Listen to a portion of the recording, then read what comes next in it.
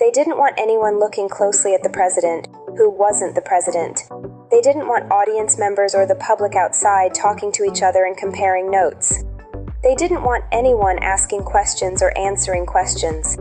They wanted to roust everyone out with maximum violence, giving them such a case of PTSD that they would believe the news reports telling them they saw things they didn't see. We are given a lame story for the lack of guards inside as well. We are told the presidential box was supposed to be guarded by a regular DC policeman named John Frederick Parker, and that he wandered off to a nearby tavern at intermission. Right, one regular policeman to guard the president during the Civil War. And who was this one policeman hired to guard the president?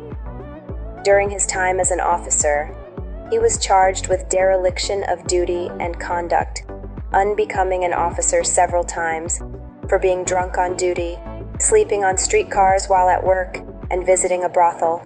Parker claimed the madam had sent for him. Parker was typically reprimanded for these acts but never fired. Parker was charged with neglect of duty and tried on May 3, 1865, but no transcripts of the case were kept. The complaint was dismissed on June 2, 1865. In spite of leaving his post the night Lincoln was shot, Parker was still assigned to work security at the White House. They admit this at places like Wikipedia to this day. That is the story they decided to go with. No transcripts were kept. The complaint was dismissed. This is what they call the Glomar response, and you're seeing it 150 years after the fact. In other words, what they do is lead with a tidal wave of lies and follow up with a complete information embargo. The overall structure of these events hasn't changed in a century and a half, as you see. This is the same sort of thing we saw at Sandy Hook in 2013. However, we know this story is false, since it is contradicted on other Wikipedia pages. Just go to the page for Alan Pinkerton, where we find this. Prior to the war, Pinkerton developed several investigative techniques still used today.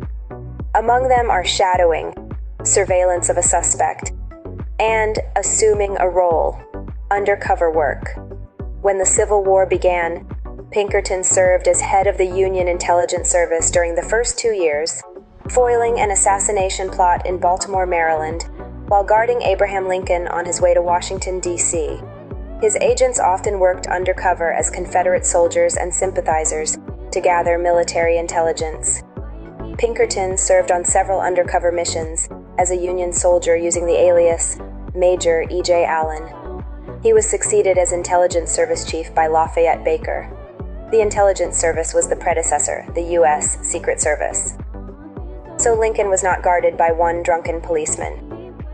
He was guarded at all times by the Intelligence Service, just like the president is today. Given that, the mainstream story completely falls apart. Why would the Intelligence Service allow Booth into the box?